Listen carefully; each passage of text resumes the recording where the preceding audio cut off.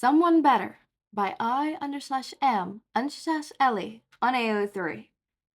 Episode 22, Chapter 18. Happy Birthday. Shouta was given a small knife, a drug to ease anyone in his path into sleep, a small first aid kit, and a new pair of goggles, which he declined. All of this was hidden in a small space compartment in a suitcase. No utility belt. Couldn't risk looking suspicious. Shota's surname was Amano, and that was the only name he was going to give the group. Hizashi's surname was Smith, as he was posing as an American, probably because he knew English, and because of other obvious reasons. Hizashi was a bit put off having to pose as an American, but he understood that so he could keep his real identity as far from the mission as possible. Tensei was Abio, and Vlad was Ira. Because of their broader frames, they were posing as protective detail, which is basically the role they were taking in this mission. The mission was supposed to take place an hour out of the city, and it made Shouta feel uncomfortable knowing that the people like that had been so close. They were dropped off several miles away from the group's main building, left to walk so that they didn't see their car. The building itself was unsuspecting in nature, a fancy private institution with stick metal beams and regular clean glass. Shouta knew that this wasn't where the actual substance was produced, merely where the actual business took place, and where many of the members lived, including the leader. Not even Ingenium knew where the drugs were made, and he had been keeping an eye on the group for half a year. Nothing concrete to get an arrest. Until now. The leader was considered a villain now, a very dangerous villain with good lawyers and enough money in his pocket to get out of any problem he found himself in. And Shouta was expected to kill him. Shouta walked forward, the small group stepping into the building. Tensei's hair was hidden by a hat, eyes changed by color contacts. Vlad was donned in a t-shirt and jeans. Hizashi had a black button-up suit with a red tie and polished shoes, blonde hair cascading down his shoulders. They certainly didn't look like their hero personas. Shouta just hoped it was enough. It had to be enough. There was a small-looking woman with a kind smile behind the desk. Her smile was kind, but her eyes were calculating. Intelligence hidden behind a pretty face. "Can I help you?" the woman asked. Hizashi stepped forward, arms crossed, looking casual, like this was an everyday thing. Shouta wished he could share this sentiment. "I'm meeting over the traditional goods," Hizashi said. "Smith, Aldio, Aro, and Abo." The woman raised an eyebrow. "Understood," she said. She glanced at Shouta. "Your friend is awful young to be involved in a meeting." "He's with me," Hizashi said. "Your boss gave him the free pass to watch over the meeting. There shouldn't be a problem." Hizashi tilted his head to the side, and though he didn't show it, Shouta could tell he regretted being so rude to the young woman. "Unless you want to make it a problem." "Of course not, sir," the woman said. Her eyes took on a calculating gaze again, and Shouta knew that the woman was dangerous. The front desk attending seemed deadly. He didn't want to see anyone inside the building.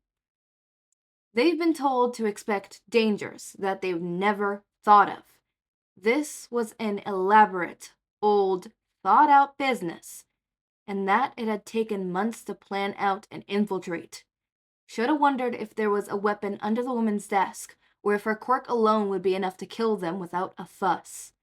They were led to the elevator by a stock gentleman in a black shirt and black jeans that practically screamed security guard. The woman stayed behind the desk, perfect nails filed down to sharp points, painted a bloody red, fingers clasped, waiting for the next person. Would he see that woman again when they left here?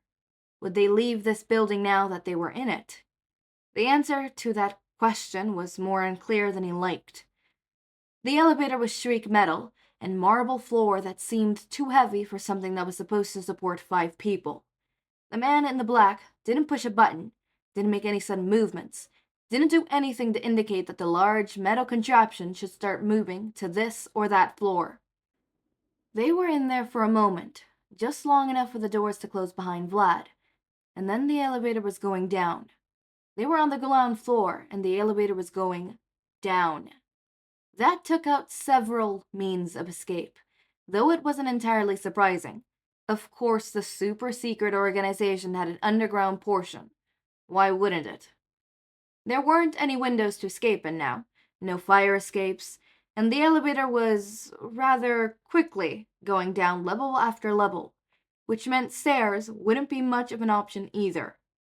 When they'd been in the elevator for over a minute, Shouta started to feel claustrophobic. He wanted to hold Hisashi's hand, but no, they were undercover. They could be no holding hands. Amino was not particularly close to Smith, so Shouta couldn't be close to Hizashi.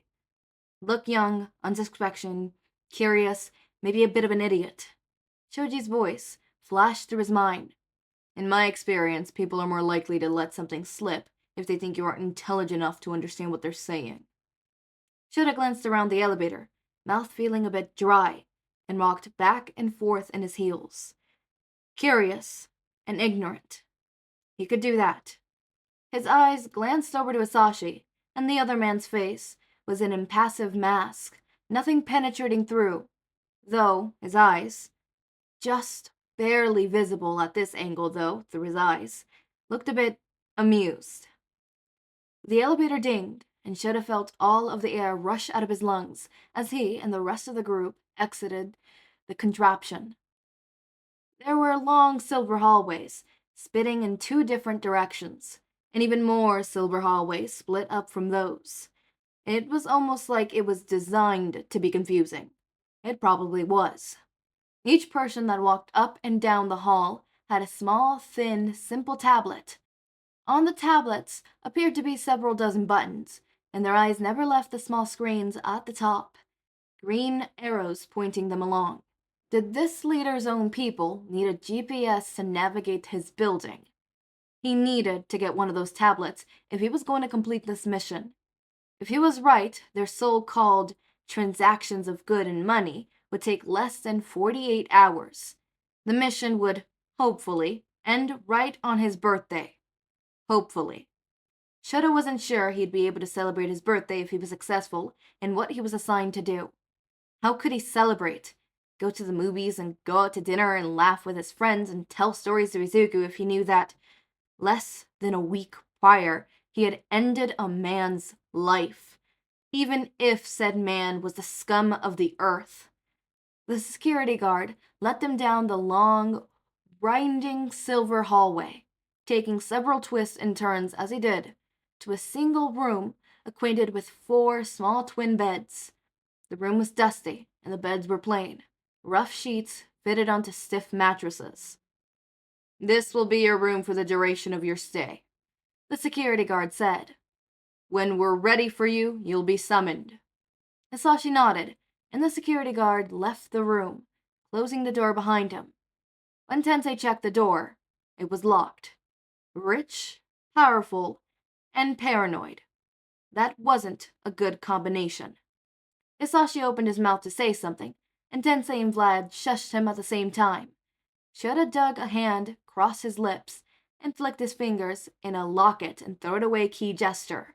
Tensei and Vlad started checking the walls for cameras, while Hisashi checked the mattresses and blankets for bugs.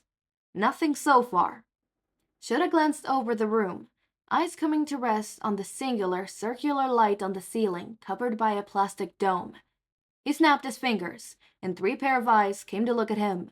Shouta pointed up at the light, and Vlad nodded, walking forward to unscrew the dome from the light fixture.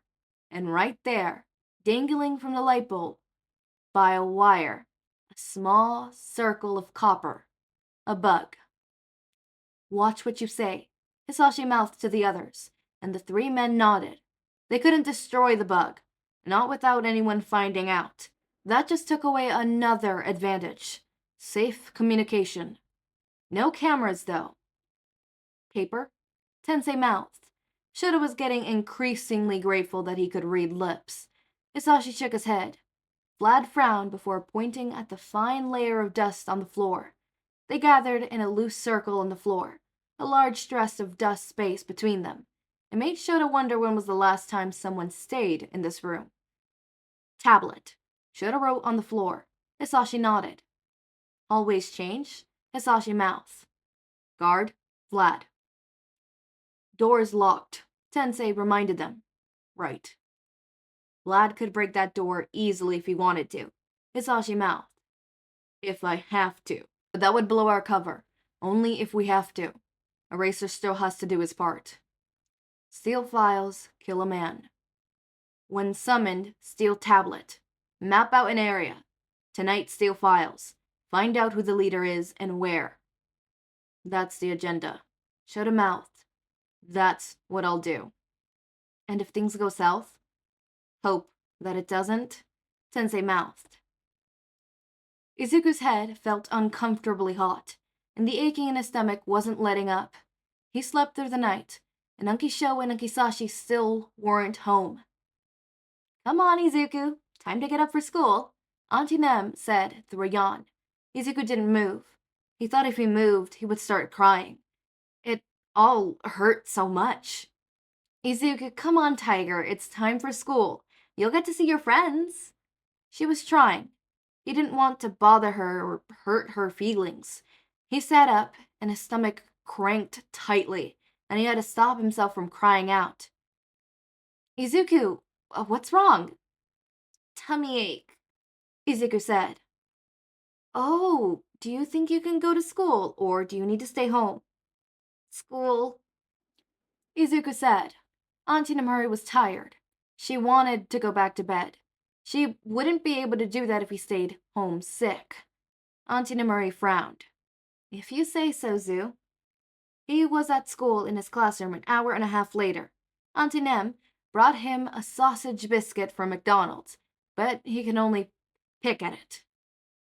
Hey, Zuku, Ochaku said, coming to sit beside him. Izuku hummed.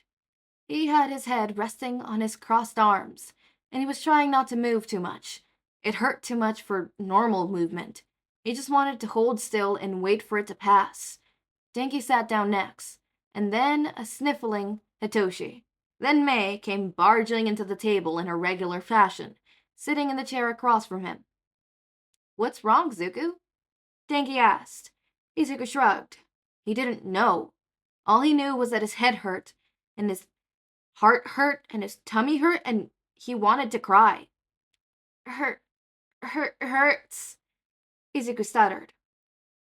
What hurts? Mei asked. Are you sick? I don't know. Izuku wailed into his arms. Ochako reached over, pressing a hand to where a bit of his forehead was visible, and Izuku leaned into the cold touch. Head's hot, Ochako noted. Maybe you should go to the nurse. Izuku cried into his arms, hot tears staining the sleeve of his uniform. Uh-oh, Mei said.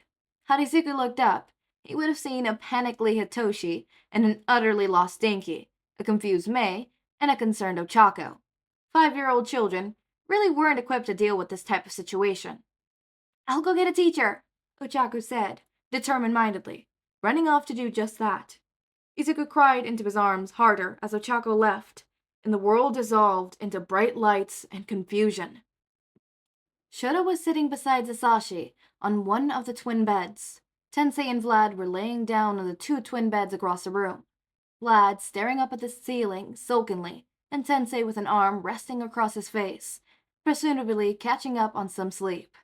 And Shouta was sitting next to Hizashi, and their shoulders were touching, but he couldn't get too close.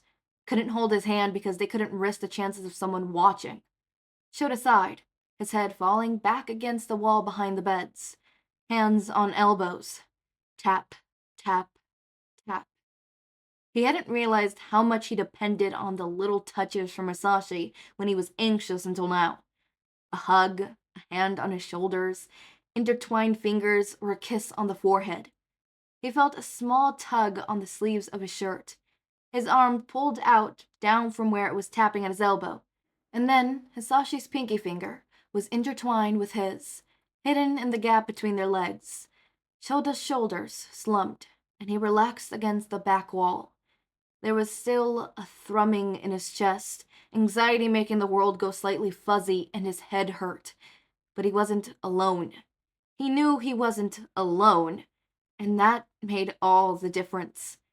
There was a sound of a key grinding in a lock, followed by a low beep, and Hisashi and Shota's hands flew apart.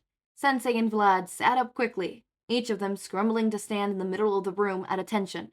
The door slowly creaked open, and the guard from earlier stepped inside. "Your meeting begins in 20 minutes, the guard said in a monotone voice. "Make yourself presentable in the next 10. It will take approximately 5 minutes to walk from here to the meeting room today. That is where the boss will meet you. I'll be waiting outside the door." The door slides close again, but it wasn't locked. Vlad straightened up his shirt, Sensei straightened up his pants, and made sure his clasp was fitted firmly on his head. Hisashi ran his fingers through his hair, straightening out the messed up parts, and Shouta stuck stray hands of hair behind his ears, running a hand along his jaw to make sure he didn't need a shave. Exactly 10 minutes later, the door was opened again, the same bored-looking guard with the monotone voice waiting outside.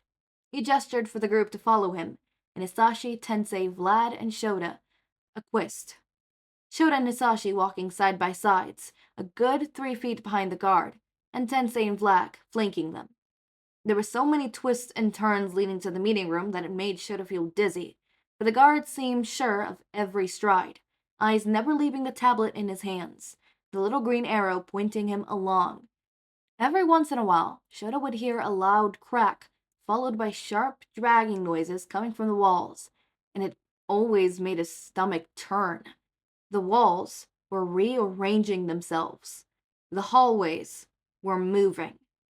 The silver door to the meeting room was just like the door to their temporary bedroom, only the contents behind the door were much different.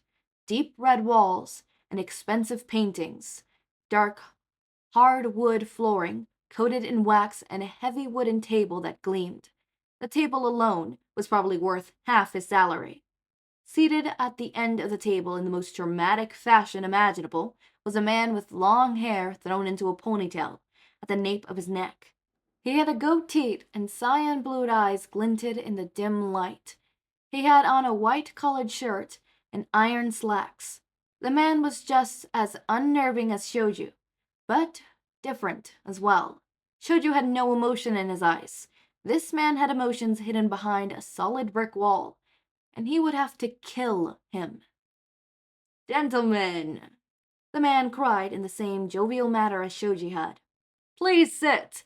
Unless, of course, your protection details wants to stay by the door." Hisashi nodded at Tensei and Vlad before taking a seat at the table, gesturing for Shouta to take the one next to him.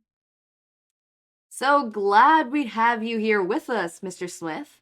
Mr. Amino, was it?" Shouta nodded. "Pleased to have you witness this event as well. Learning the trade, I take." "Something like that," Hisashi cut in before Shouta could answer. "An insider secret, yes, I understand," the man said, eyes glinting oddly. "You seem to know our names, but we don't know yours," Hisashi noted. The man grinned. "That's a bit of an insider secret, too." "Understandable," Hisashi said with a grin. "So, let's get right down to business, shall we? I actually have a few questions myself before we begin," the man said. "I think it's only fair considering I'm letting you into my building. My home, more like. Not many get that privilege, you know?" "Go ahead," Hisashi said, smile now slightly strained. "I've never heard of your group," the man noted. "And I know every group. I know about every crack house and every low-level drug dealer and any gang that might happen to stumble into the city. I have eyes everywhere, you know. It's just odd to me that you managed to slip under the radar for so long without my notice. Underground or not. What with you being so widespread and all." We're a different kind of underground, Hisashi stated. As Hisashi and the man talked, Shouta took it as an opportunity to look around the room, trying not to let his real intentions be known. A desk in the corner, which he would look through at a later date. No file cabinets, but there appears to be a thin laptop on the desk. Had the man stored his files in the computer, perhaps hidden by a firewall? If that were the case, all he'd had to do was get a flash drive. You've got a curious friend, the man noted, and Shouta was pulled out of his thoughts. Well, Hisashi said, laughing awkwardly. You know how people his age can be. They can never keep their eyes to themselves. Is there something interesting about my office that has caught your attention, Amino? The man asked, leaning forward slightly. He'd have to kill this man later, but now, not now, he was too at ease. He had something waiting, something that would catch him and stop him before he could make a sudden move. It's a nice office, Shouta said. I like it. I see, the man said. Well, it's an interesting, very well-made space, though it is redecorated more times than it's decent to mention. Hisashi laughed politely, but Shouta felt a bit too awkward. Tell me, Amino, are you a gent of redecoration? Redecoration. The drug lord with child slaves wanted to talk to him about redecoration? I suppose it's nice, Shouta said, tapping his fingers on his knees. It's fun to do, sometimes. Right you are, the man said. Though I admit it can be a bit of a drag when you have to do some of the heavier lifting. Very exhausting. Yes. The man tilted his head to the side. Not very talkative, are you? The man noted. No. Well, that's a shame. I tend to talk too much to fill the space. Makes things feel light, which is important, as you know, with our jobs. Right, Hisashi said quickly, trying to steal the conversation back on track. Speaking of jobs, we do need to get this meeting started. You understand? Ah, yes, of course, all business, the man said, sitting up straighter in his chair and clasping his hands in front of him. Of course, just name your set amount for your own distribution, and I'll name a price. And the prices will be fair, I hope. My prices are always fair, Smith, the man said. I can promise you a large sum of money following your selling of this product, no matter what price I offer, nor what amount you buy. That's a guarantee. No wonder this man was so wealthy. Excellent, Hisashi said. Let's start this off with, 2,700,000 yen. Well, that could easily be done, the man said. At an average price for distribution, that would more than likely bring you up at 5 million yen or so. Although most people are willing to pay more, you can expect at least 5 million yen, yes? Hisashi hummed, and should have thought he might be stalling. Well, let's see. Should have started glancing around the room again, trying to make it look like he was appreciating the furniture. Desk, computer. But there was a door. A door to an attached bedroom, perhaps? The man had called this building home. That suggests he spent a lot of his time here and lived here. So his files must be hidden here as well, and there wouldn't realistically be a safer place to hide them than an office, which is what that room appeared to be. Or a bedroom. But how was he supposed to find the bedroom if the hallways moved? He'd have to hope that there was something incriminating in the computer enough to get his organization taken down, and those kids help. And he'd have to hope he could find some way to find that man's private quarters by the end of the night so he could complete the mission he was sent here to do. Did the rooms move with the hallways? Probably not, so it should be fairly easy to find the room he needed, should he find a way to figure out the layout of the actual building. All the doors looked the same. He tried to remember the hallways. The hallways were constantly shifting. He had already established that the rooms couldn't move, so logically the elevator probably couldn't shift either. When he had walked in, the sun had begun to tip into the afternoon light. It had been shining on his back. When he had gone to the elevator and turned around, he had been facing west then. The hallways were winding and shifting, but he could find the elevator. He could figure out where west was, and if he could figure out where west was, he could make his way through the building, which just left the issue of finding the elevator and the locks. This was going to take a while. "All right, then," the man said, standing up quickly. "I'll have your order shipped here by tomorrow morning, and then you could be on your way. You don't mind staying here for the night, I hope?" He did mind. He minded quite a bit, as a matter of fact. "Of course not," Hizashi said, smiling cordially. "Pleasure doing business with you." "Same to you," the man returned, and then the security guard was back, leading them to the room, and they were gone. The hallways had moved again. It was definitely someone's work. Now, instead of a branched-off hallway going in two directions, there was a singular hallway going straight ahead. The clicking of the heels of shoes on aluminum and the shine of silver hallways made Shota's brain feel foggy. The guard had the tablet out, like before, glancing at the same little green arrow as he walked. Each person in the hallway had a tablet in their grasp, letting it guide the way. No one seemed to let the tablets out of their sight. How was he supposed to obtain one? They were led back to their bedroom. "Dinner is obligatory, and it would start at 6 p.m. and end at 7, the man said. "I will lead you to the mess hall at the time." Hizashi nodded, and the man left.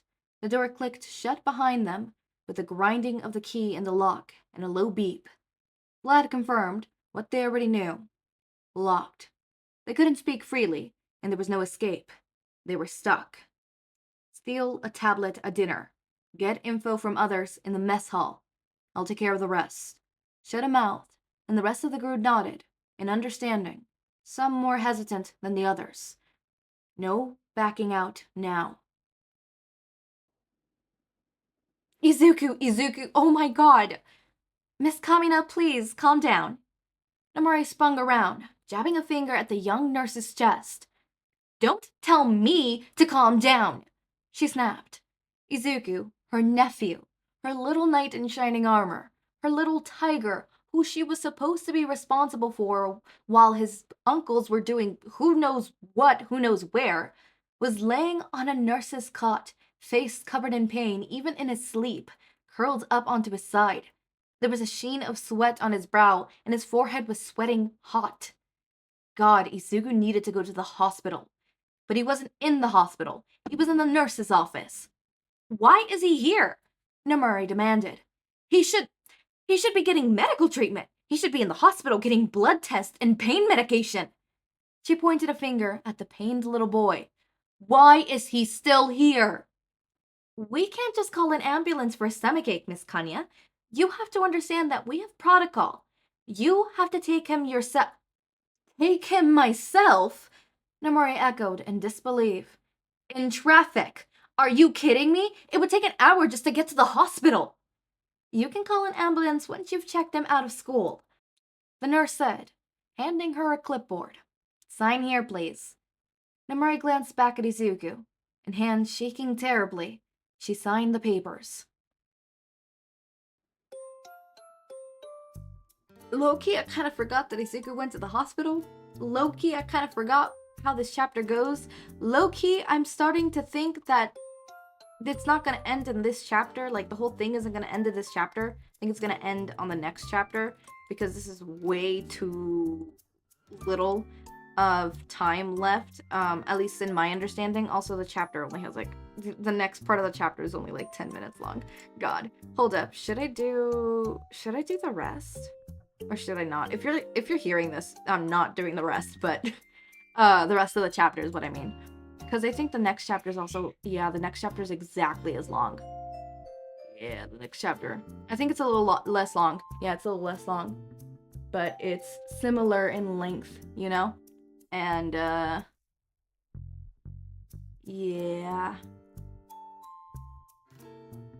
No, I'm gonna leave it at that. Y'all get a really short chapter next chapter, and then you get, What's it called?